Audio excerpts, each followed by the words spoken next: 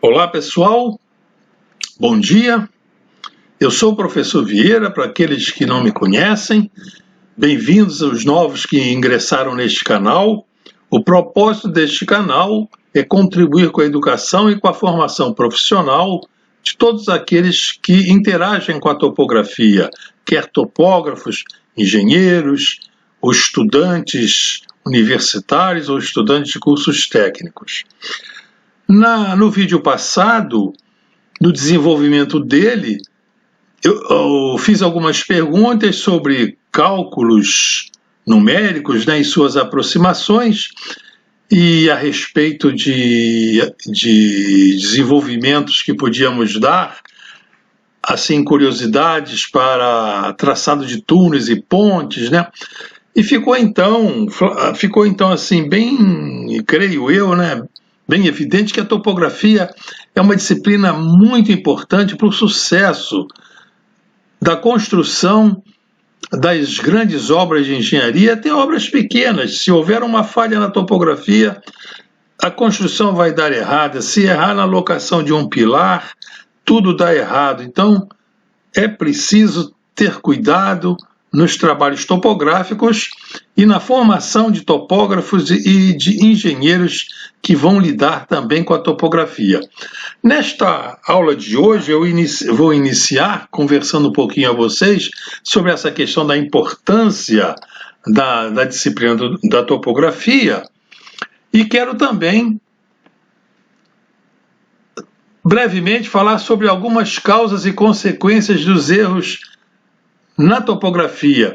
Vocês estão vendo aqui nessa página uma imagem de satélite, é aqui do Rio de Janeiro, daquela região que pega a Zona Sul, aqui a Lagoa Rodrigo de Freitas, aqui assim um maciço da Tijuca, a Floresta da Tijuca, aqui tem o Corcovado aqui escondido, e aqui a Tijuca, né? Do outro lado do maciço tem aqui a Tijuca.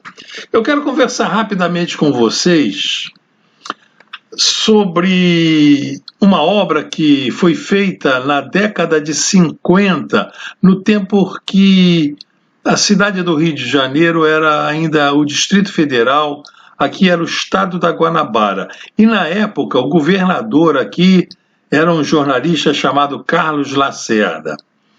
E naquele tempo, como ainda hoje, havia um problema de enchente na Praça da Bandeira, aqui na Praça da Bandeira, causada por toda essa, quando chovia muito, toda essa bacia hidrográfica aqui do Rio Maracanã. Essas águas desciam aqui pelo canal do Rio Maracanã e inundavam toda a Praça da Bandeira. E o problema ainda era maior quando havia a maré alta, porque aqui na Praça da Bandeira toda essa água vai para um canal chamado Canal do Mangue, e quando a maré está alta, a água do canal fica assim muito elevada e barra aquela água da chuva, e a parte aqui da Praça da Bandeira fica toda inundada. Então isso era um problema recorrente, queria-se acabar com esse problema. O plano desse governador Carlos Lacerda, então, era desviar as águas dessa bacia hidrográfica do Rio Maracanã para a Lagoa Rodrigo de Freitas. E o que ele pensou? Pensou em fazer uma contenção, assim, uma mureta, alguma coisa, canais que barrassem toda essa água da bacia, dessa parte do maciço que desce ali das paineiras, dessa bacia aqui do Corcovado, toda aquela água e que desce, e desviasse essas águas aqui por essa mureta e canais, e aqui assim, já embaixo, se traçaria um túnel que levaria essa água para aqui a Lagoa Rodrigo de Freitas, através de um rio aqui, chamado um Rio Carioca, que eu tracei aqui, que desemboca aqui na Lagoa Rodrigo de Freitas. Aqui é o Clube Naval, direitinho, né? Aí aconteceu um problema, é um problema de topografia, né? O túnel foi apoiado, a locação do túnel foi apoiada na triangulação existente. E a triangulação existente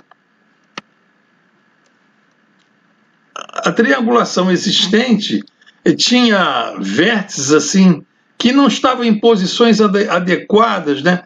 Então houve problemas assim, e que eu vou falar com vocês a minha interpretação da possível causa desse erro. Esse túnel foi aberto de duas frentes, da Lagoa para a Tijuca e da Tijuca para a Lagoa. E esses túneis abertos nas duas frentes não se encontraram. Quando se achou que eles já poderiam se encontrar, eles não se encontraram, parou-se a obra. Durante algum tempo, esses túneis ficaram abertos e serviu até para as aulas práticas de geologia da Universidade Federal, da UERJ, do Fundão, da UERJ e de outras faculdades particulares, para estudar a geologia aqui do maciço. Mas depois tamparam os dois emboques e isso ficou tampado. Então isso foi na década de 50, isso deve estar arquivado, né, lá na Biblioteca Nacional. Eu li a respeito disso, não é do meu tempo, né, mas eu li a respeito disso numa reportagem que o Jornal do Brasil fez, destacando esse fracasso dessa obra, né. Hoje em dia desistiu-se dessa obra e essa enchente da Praça da Bandeira está sendo combatida fazendo piscinões. Já se fizeram 3, uns grandes piscinões, umas cisternas grandes, de modo que fazem como bacias de amortecimento para essa água que vem aqui nas enchentes, fica nessas grandes piscinas e vai sendo liberada aos poucos e tem melhorado bastante essa enchente da Baía de Guanabara. Então é isso que eu quero dizer a vocês, né? Então, sobre essas causas e consequências dos erros da topografia, é que eu quero falar nessa aula. Vai ser uma aula assim relativamente longa, que vão ter muitos assim fios, e para não deixar os fios soltos, para ter importância, eu vou até destacar as etapas das obras de topografia. Ó. As etapas de um trabalho de topografia são: faz-se o reconhecimento do terreno, depois faz-se o planejamento de toda aquela estrutura, infraestrutura topográfica para apoiar as obras, e depois faz-se a sinalização dos pontos de referência que vão servir para alocar as obras e os pontos notáveis dela.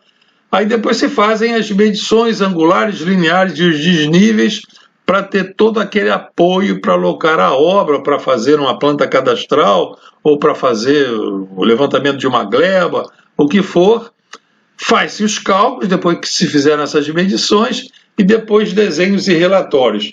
Então é isso que se faz, né? Então nessa aula de hoje a ênfase vai ser aqui nos cálculos, porque naquele vídeo da aula retrasada surgiu aquela curiosidade a respeito das aproximações de casas decimais, como é que se faziam. Então essa aula de hoje vai versar sobre essa questão de aproximações nos cálculos.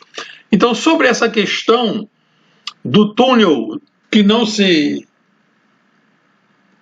encontrou as duas bocas, uma possível causa seria essa: os vértices da rede de triangulação do Estado mal posicionados, né? Essa rede de triangulação do Estado, ela foi densificada, e a densificação dela era para atender o levantamento cadastral da cidade. Em 1953 se fez a planta cadastral do Distrito Federal, de modo que haviam vértices assim da triangulação da cidade e outros que eles estavam assim, para quem olhasse assim aqui onde estava o emboque, aqui perto da lagoa, aqui no Jardim Botânico, esses vértices apareciam assim muito próximos, embora estivessem distantes, mas a direção de um para o outro era pequena. Então, provavelmente, o topógrafo visou um vértice, por exemplo, o vértice A,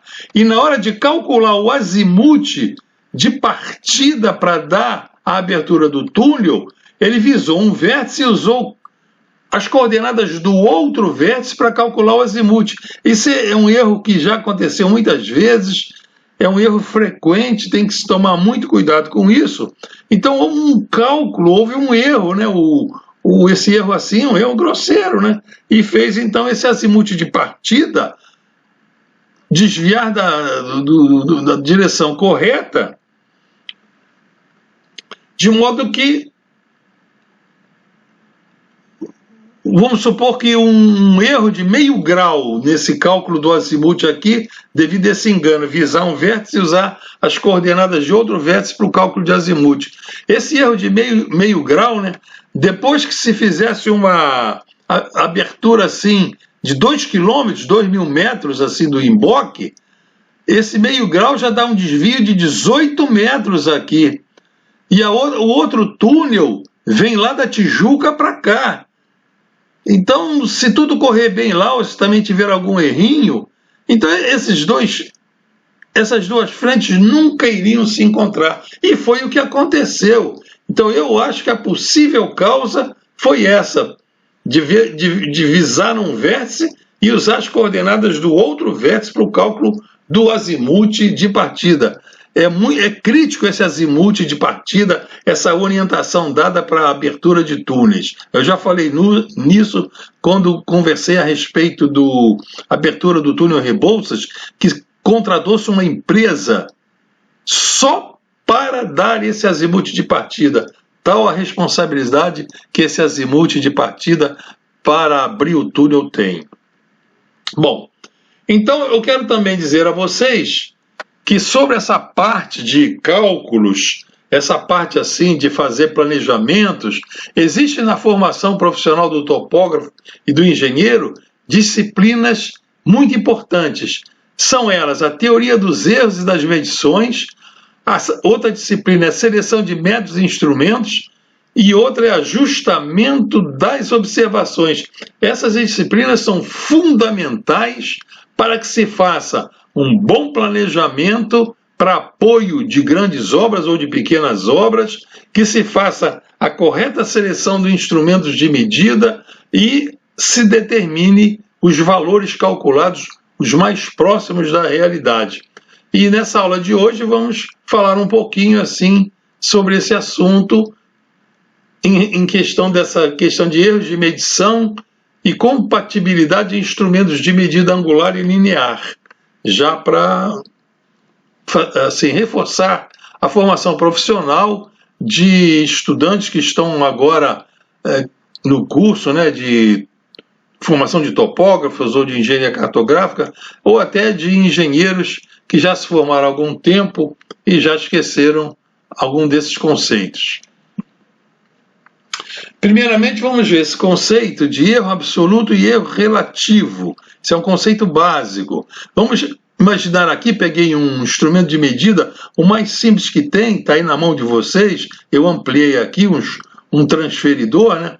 E a menor divisão desse transferidor, a menor divisão da escala desse transferidor, podia ser uma régua, podia ser um instrumento qualquer, o voltímetro, tem a menor divisão da escala, né?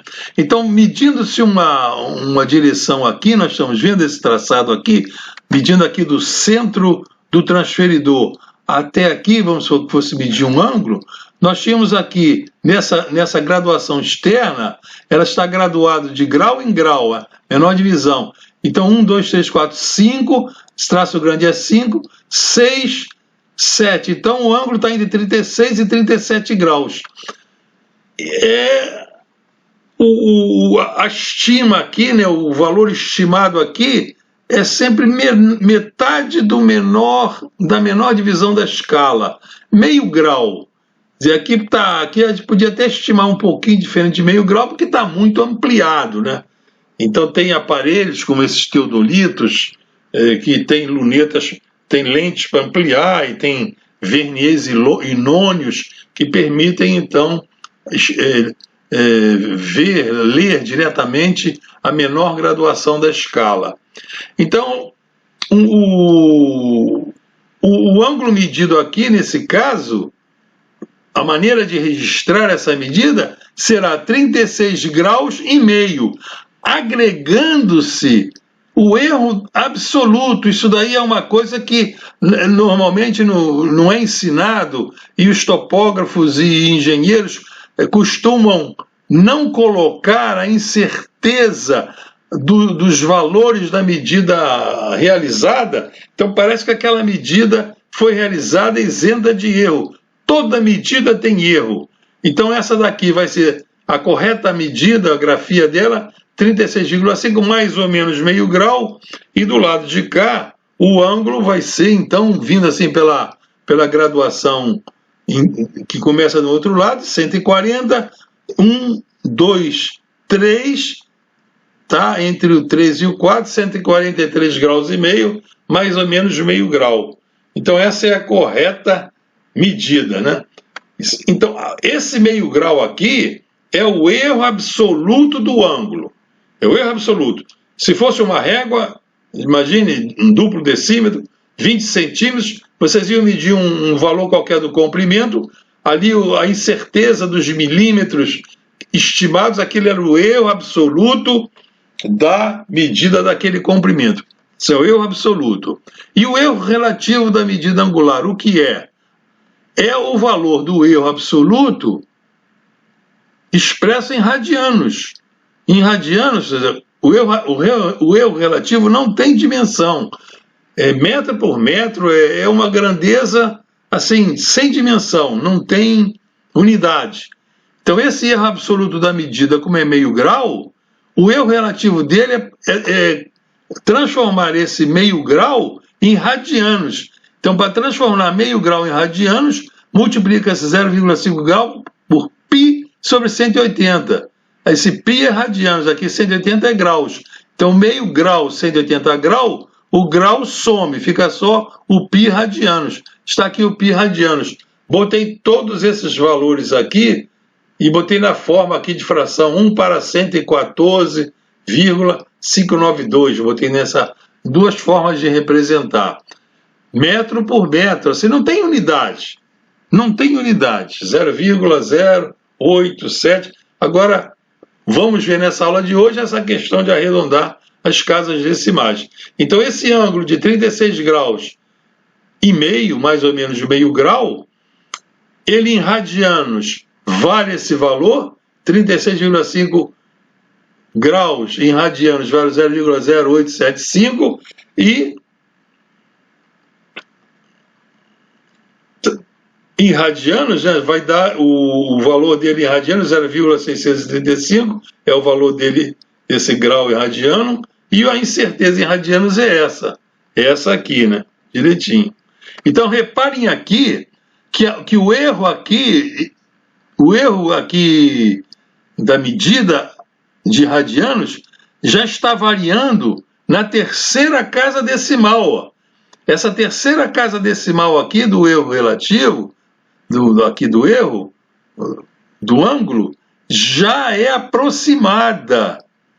Daqui para cá, esses algarismos não têm significado nenhum. Então, esse é o critério usado para se fazer o arredondamento dos números. É ficar só com os algarismos significativos. Então, esse 8 aqui, ele já é aproximado. É mais ou menos isso. Ó. Vai chegar nesse ângulo aqui em radianos, 0,637 e tal, soma-se 0,00 mais e tira-se também 0,0. Então vai-se essa terceira casa aqui, essa terceira casa que vai ser somada a esse algarismo aqui, ela vai variar. Então a variação aqui do ângulo está na terceira casa.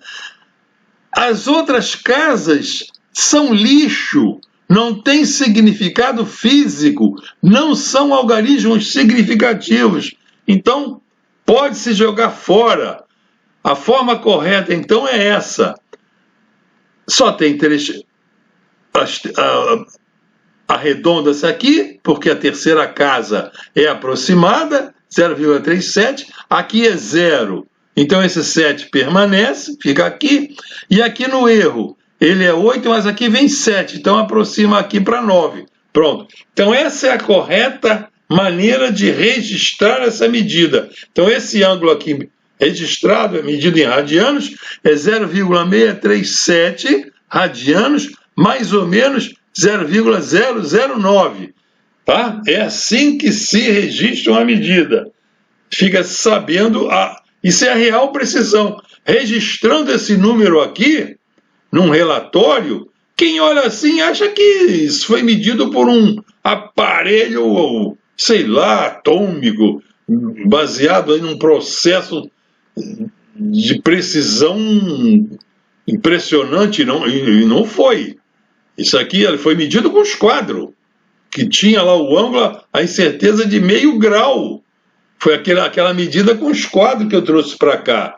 Então, em radianos, ela vale isso. Em graus, tem que registrar assim, e se for marcar em radianos, registra assim. Então, já não se dá informação errada.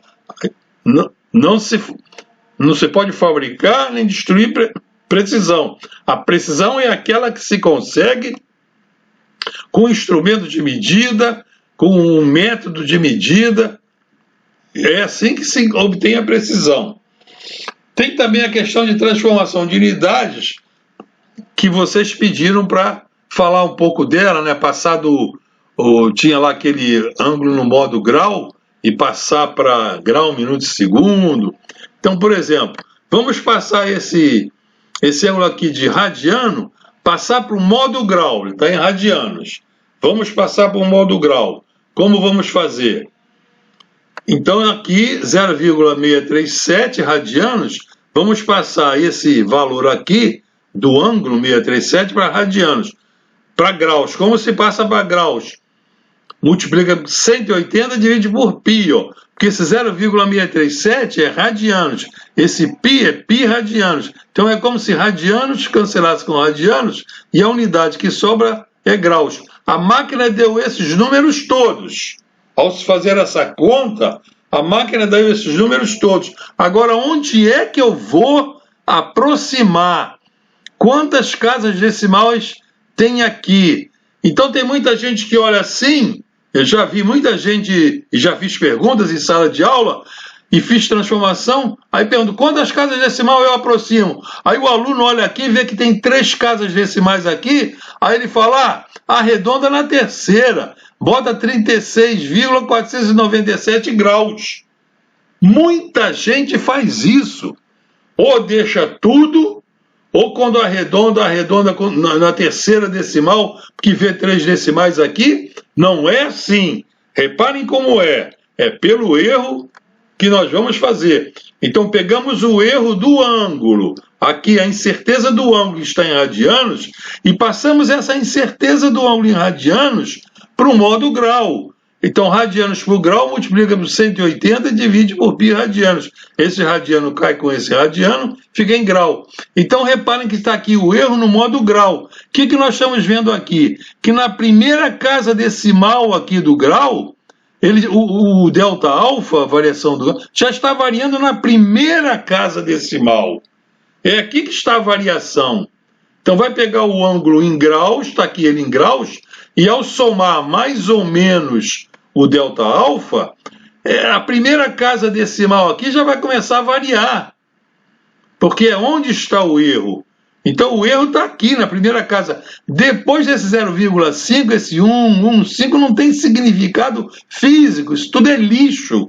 Então isso tem que ser arredondado. Essa primeira já é aproximada.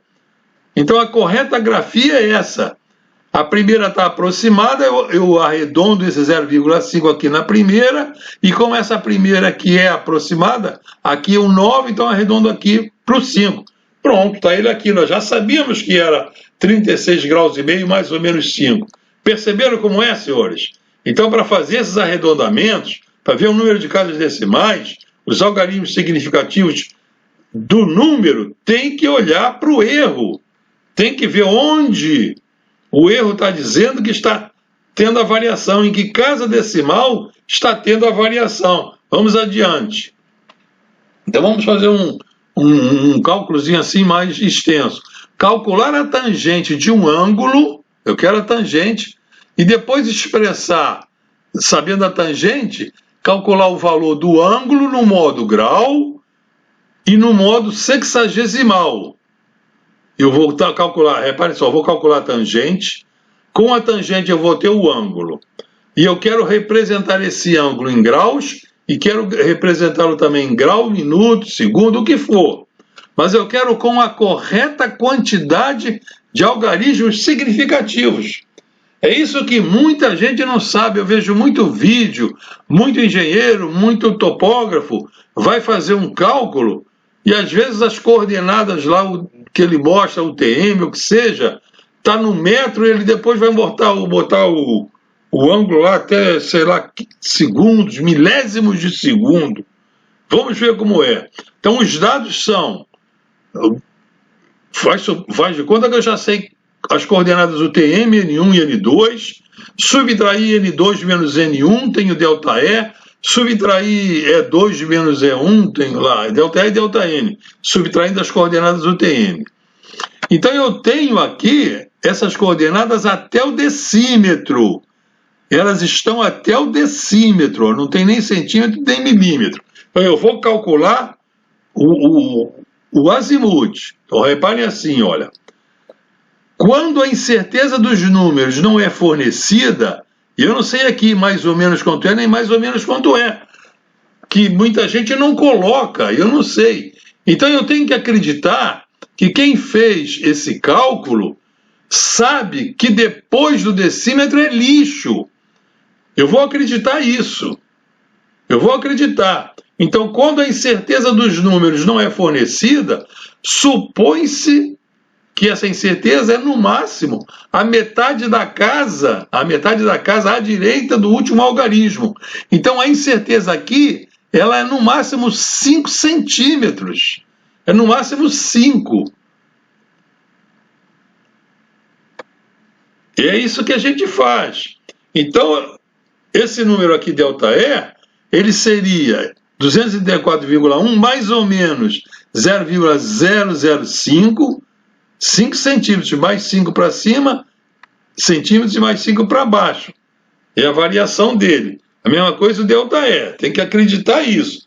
Acreditar que quem calculou o NE sabia que a incerteza estava lá. Então esse é o erro, chamar assim, o erro absoluto do ΔE e ΔN. É no máximo 5 centímetros. É daqui para baixo. Eu calculamos com o valor máximo. Então esse aqui é o DE, é a incerteza no ΔE, e essa aqui é o DN, a incerteza no ΔN. Eu vou aplicar aqui um método aproximado. Na próxima aula eu vou aplicar um método exato, calculado assim na taxa de variação da função tangente, mas eu vou mostrar a vocês aqui um método aproximado que dá uma aproximação boa. Então temos aqui então essa figurinha, tem aqui o ΔN no norte, o ΔE aqui no leste, tem aqui o ponto com as suas coordenadas o ΔN 83406, o ΔE e o ΔE, aqui eu marquei aqui o ΔN e ΔE.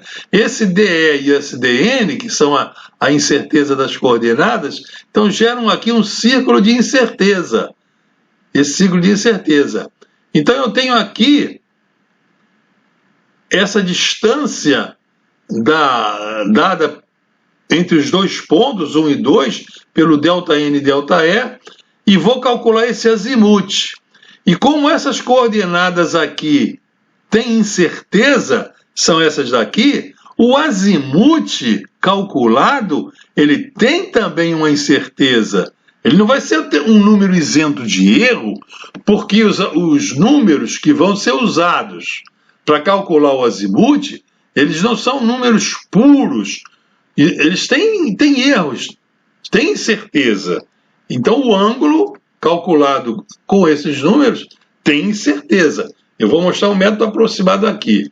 Esse raio aqui do círculo de incerteza é a raiz quadrada de DE ao quadrado vezes DN ao quadrado. Então, essa aqui é o raio do círculo da incerteza. Botei em centímetros aqui, tá? 5 raiz de 2 centímetros. Botei aqui 5 centímetros nos dois. Que vai ser 0,05 raiz de 2 metros. Tá aqui, né? Então, vou calcular a tangente do ângulo, calcular o azimuth.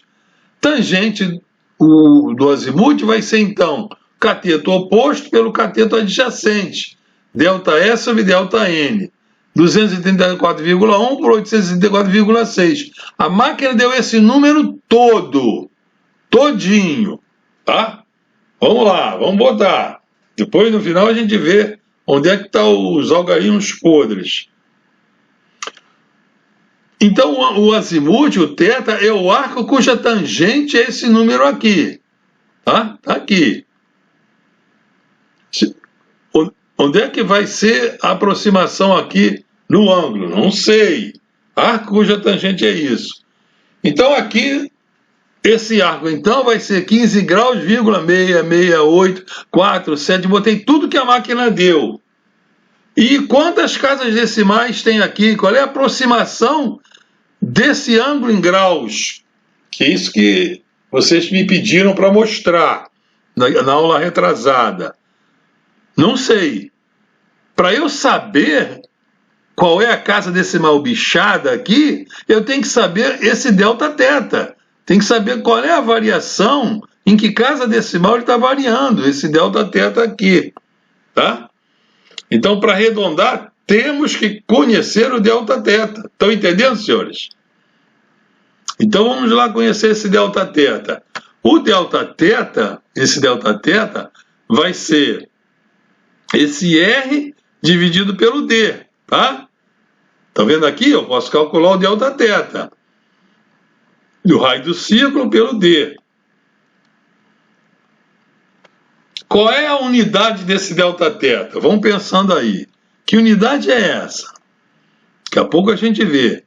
Então, essa distância D vai ser esse ΔE ao quadrado, o ΔN ao quadrado vai desse D ao quadrado. Teorema de Pitágoras. Então, substituindo os valores, eu tenho que a distância D é isso. Coloquei todos os números. Depois a gente vê quais são os bichados. Esse raio do círculo, eu calculei já antes, já na tela anterior. Deu 0,05 raiz de 2 metros.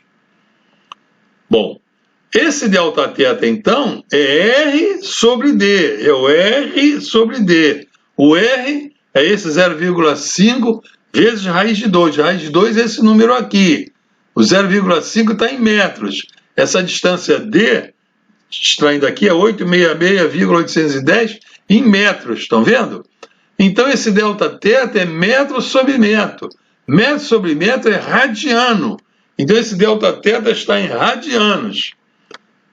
Tá? Fiz essa conta aqui, está em radianos. Reparem só. Radianos. Então, olhem para o Δθ. Qual é a casa decimal que está variando? Vocês já têm essa base, já sabem. O ângulo esse ângulo θ vai somar e subtrair esse valor. Ó. Lá no ângulo θ vai começar a variar aqui nessa casa. Primeira, segunda, terça, quarta, quinta casa que vai somar e subtrair lá no θ. Então o ângulo θ vai começar a variar na quinta casa decimal. Depois da quinta, isso tudo é lixo, pode jogar fora, não tem significado físico. O 8 já é duvidoso, ele já está variando.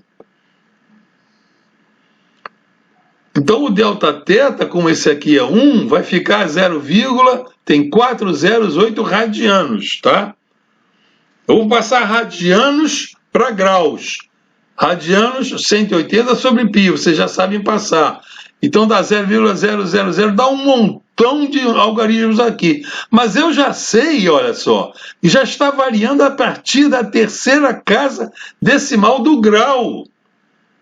A partir da terceira casa decimal do grau, vai ser um ângulo θ, vai ser tantos graus, tal, mais ou menos, variando aqui na terceira casa decimal do grau.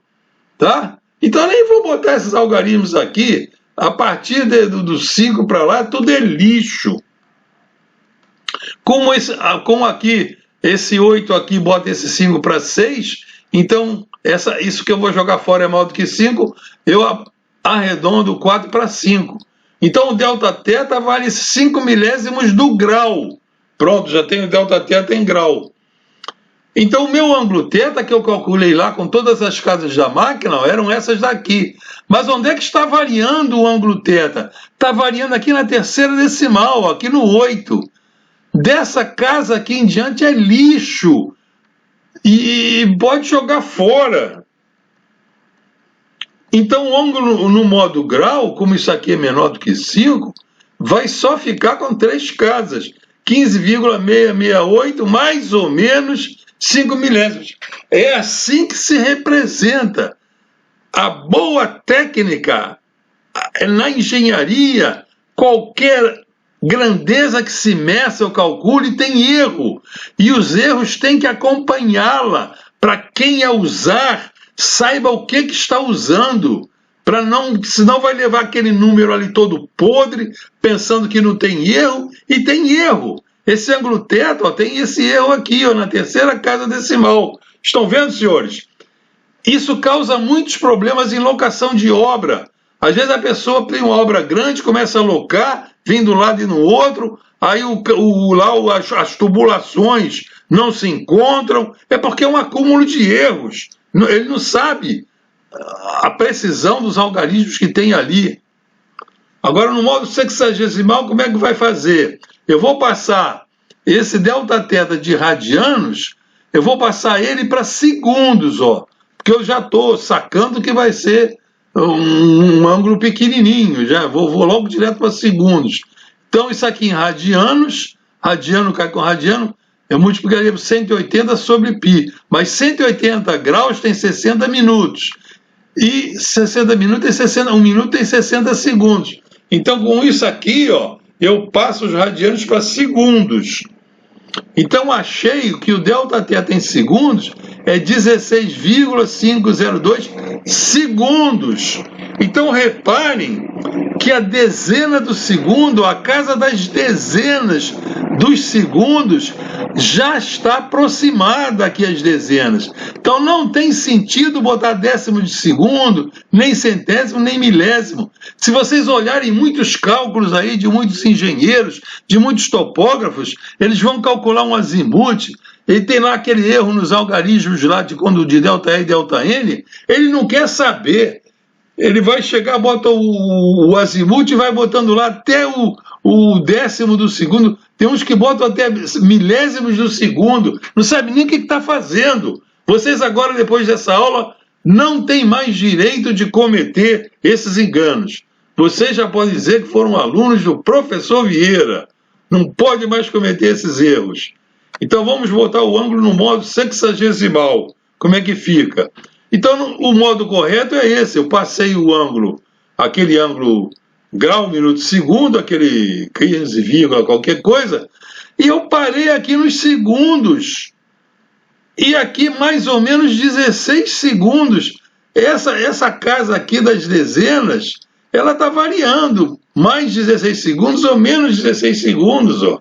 É como se fosse assim, ó.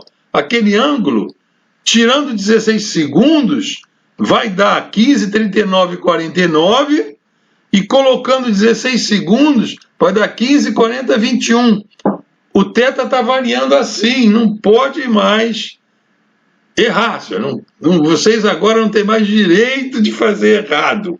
Foram alunos do professor Vieira. E essa aula, quem assim está achando que está corrida, quem está achando que é muita matéria, isso não é poesia, não é para ficar sentado como quem está vendo televisão. Depois vocês vão pausadamente vendo essa aula, procurem fazer depois no papel, sozinhos. Não deu certo, volta no vídeo. Vamos ver a questão de compatibilidade entre instrumentos de medida angular e linear. Vou dar essa primeira noção para vocês. Então vamos dizer que o aparelho de medida angular foi um transferidor e a medida da distância foi uma trena de aço. A precisão da trena é 1 para 10.000, essa trena de aço. A precisão do transferidor, que é lá meio grau, dá 1 para 115.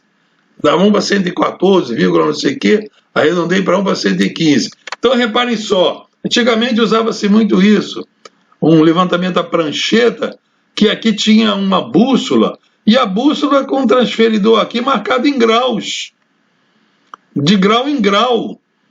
Então, esse ângulo aqui medido com a bússola, está aqui nesse quadrante sudoeste, seria 80 graus, né, sudoeste, mais ou menos meio grau, porque a bússola aqui, esse transferidor, está marcado de grau em grau, não tem vernier, então está de grau em grau.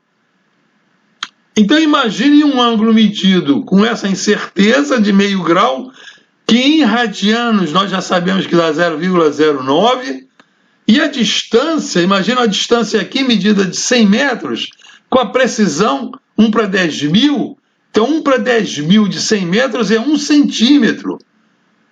Se vocês pegarem e dividirem 100 metros por 10.000, dá 1 centímetro. É o erro absoluto da medida de 100 metros. Então essa medida quatrena aqui, ela tem um erro na medida aqui ao longo dela, dessa distância, de mais ou menos 1 centímetro. É o erro chamado longitudinal. Aqui saiu um Tzinho, mas é índice L. 1 centímetro. E o erro transversal, que é inerente ao erro da medida angular. Então, raio, que é 100 metros, vezes o ângulo central em radianos, vai dar essa distância aqui, ó.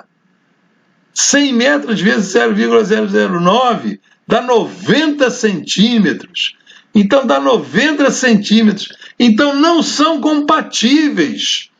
Para um aparelho de medida angular e linear serem compatíveis, eles têm que ter praticamente o mesmo erro longitudinal e transversal.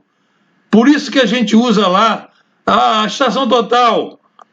O erro angular é 2 segundos e o erro linear é lá 1 milímetro, 2 centímetros, mais ou menos 1 para 10.000, para 15.000, para ficar essa proporcionalidade aqui, essa compatibilidade. O erro linear e o longitudinal e transversal tem que ser da mesma ordem de grandeza, entenderam, senhores? Para ter compatibilidade. Então agora vocês já sabem essa noção de selecionar instrumentos de medida angular e linear. É pelo erro longitudinal e transversal. Tranquilo, senhores? Então terminamos aqui essa aula. Eu espero que não tenha corrido muito, espero que tenha contribuído para a formação profissional de vocês, tirado dúvidas, que vocês tenham aproveitado essa aula. Obrigado por tê-la assistido. Compartilhem com outros topógrafos, com outros estudantes, com outros engenheiros que vocês acham que podem ajudar. Se gostarem, dê um like e deem sugestões, o que vocês estão achando da aula, ou se tiveram dúvidas e onde eu posso ajudar mais. Façam isso. Tranquilo, senhores? Então, até a vista, pessoal!